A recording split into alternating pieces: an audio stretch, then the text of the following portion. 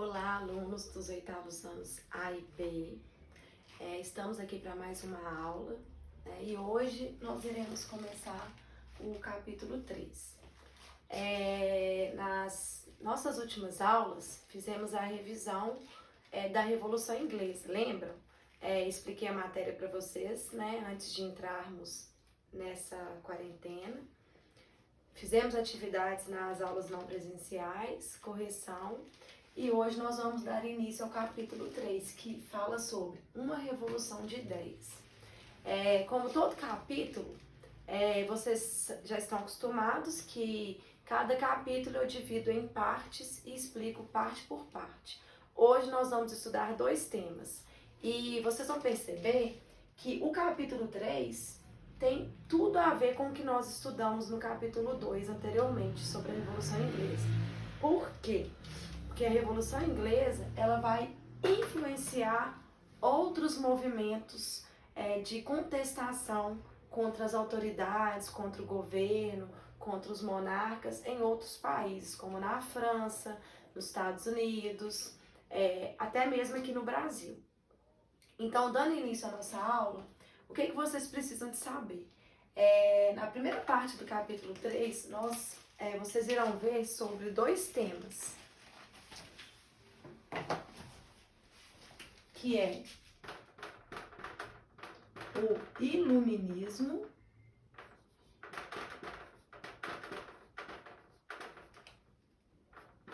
e o antigo regime.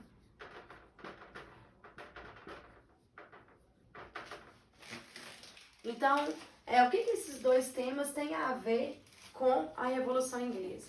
A Revolução Inglesa, como vocês já sabem, foi um movimento de contestação contra o absolutismo do rei. O que era o absolutismo? É o poder concentrado nas mãos do rei. O rei reina sozinho, o parlamento não pode dar nenhuma opinião, não pode ajudar o rei a governar.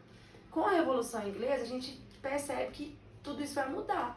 Por quê? Durante a Revolução Inglesa, eles vão conseguir acabar com a monarquia absolutista, vai ter um período republicano, vai ter uma restauração monárquica, porém, no final de tudo, vai ter a volta da monarquia, porém com a ajuda do parlamento, né? O parlamento, ele vai governar juntamente com a monarquia, então o rei não vai fazer nada sozinho, ele vai ter que aceitar a ajuda do parlamento. É aquele ditado: o rei reina, mas não governa.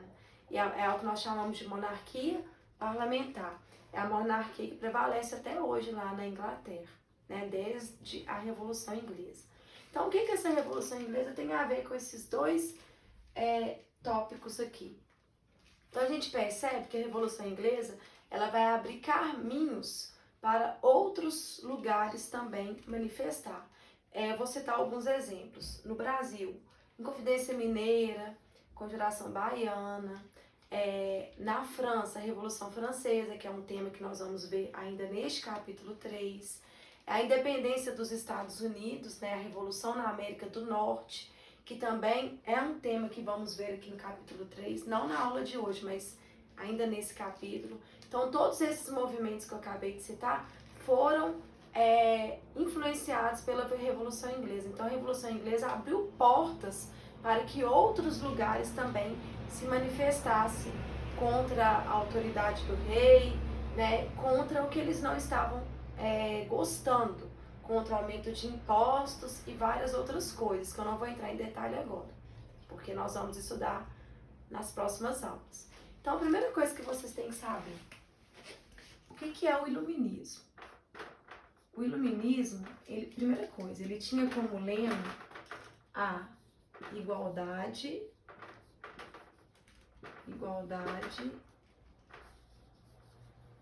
liberdade e fraternidade.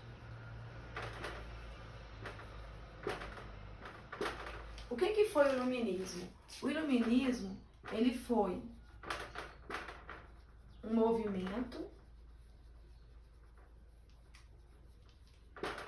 intelectual